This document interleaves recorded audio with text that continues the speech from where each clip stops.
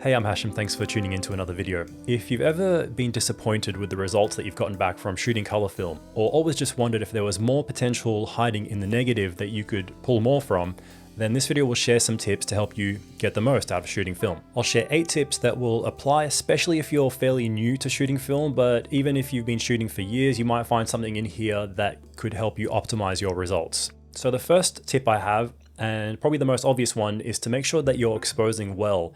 And what I mean by this is having accurate metering. So whether it means checking to make sure that the meter in your camera is accurate, or whatever metering device you're using or metering technique, it's important to have good metering if you want to expect the best possible results from shooting color film. When it comes to shooting negative film, as I've said in previous videos and many other people reiterate, it's best to lean towards overexposure with color negative film, and just negative film in general doesn't like underexposure. So give it more light. Color film, negative wise, loves light. If you're shooting slide film, on the other hand, the best tip is to just be as accurate as possible. Better yet, you can bracket your shots when shooting slide film. And what I mean by that is exposure bracketing. So taking a normal exposure, but then maybe taking a brighter one and a darker one, or maybe 2 brighter ones, depending on the situation, just so you have that backup. In fact, you could do bracketing, whether it's color negative or slide film. It's just like having insurance, and worst case scenario, you have a spare negative of that shot if it's important enough. The next tip I have is to shoot fresh film where possible or ideal. Shooting expired film is perfectly fine. I love doing it from time to time, and it really just depends on the situation. But if you're trying to optimize the results that you can get from shooting color, you want it to be fresh ideally. Buying it from a store where it's not short dated or badly stored, and then when you're buying and storing film yourself, keep it fresh by putting it in the fridge, or better yet, in the freezer if you know you're not going to use it for months or even years. You have to remember that film it's an organic matter, kind of like food. You know, if you have packaged food and you leave it there for years, it may not be as good, even if it has a long shelf life. It just might not be as optimal if you're pulling it out years down the track and hasn't been stored well in hot conditions. So treat film kind of like that.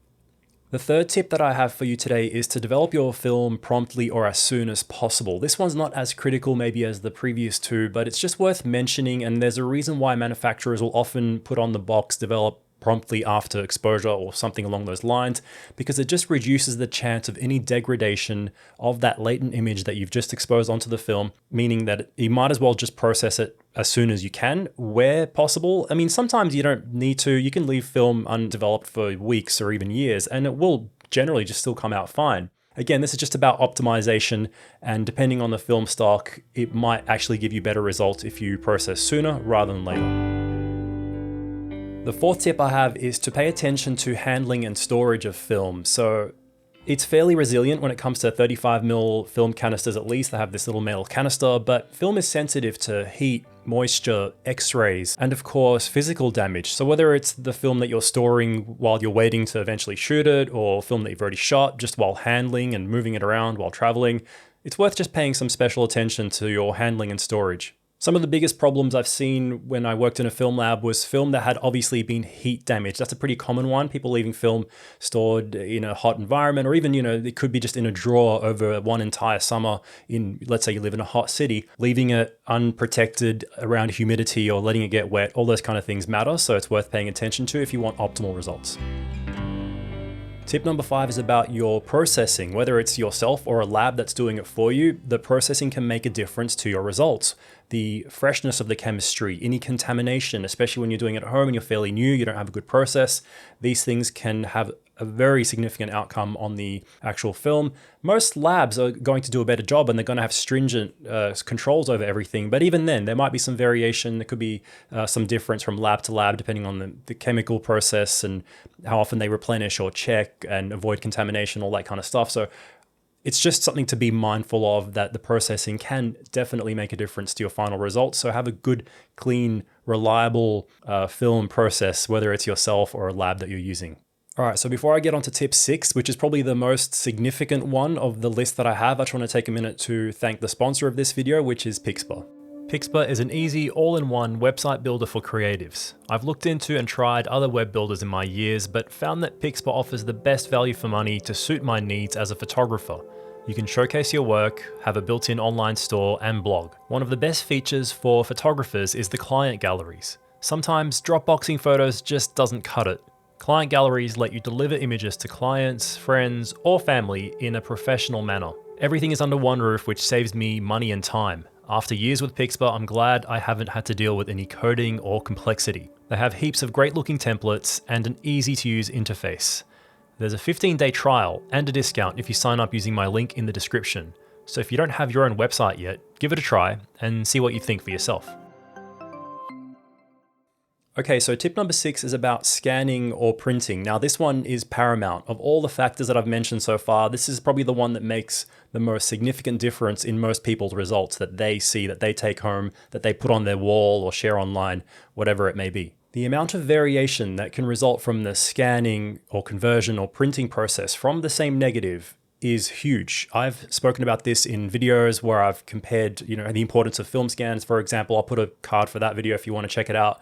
I've mentioned it throughout other videos and shown examples of one negative being rescanned, for example, and how much better it looked or the difference that can make.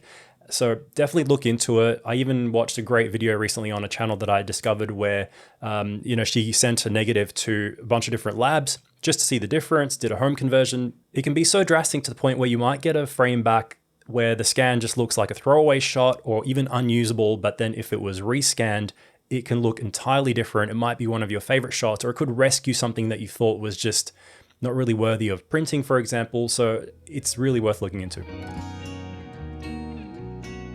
So tip number 7 is about the photo finishing process, whether you want to call it editing, retouching, color grading. If you're happy with the results or prints that you're getting straight from the lab or your home process, then that's fine. But keep in mind that there could be results left on the table that you're not taking advantage of. And if it's because of some moral dilemma with the idea of editing film scans, I would really urge you to reconsider that. If you're getting film developed and scanned by a lab or doing it yourself, there is an inherent amount of editing already being done by either the scanning machine, the calibration of it, the operator of the scanner, the software that you're using for your home scan, the preset that you choose. There is always some level of editing, but if you're leaving it at a certain point just because you don't think it's right to go any further, then again, results are left on the table.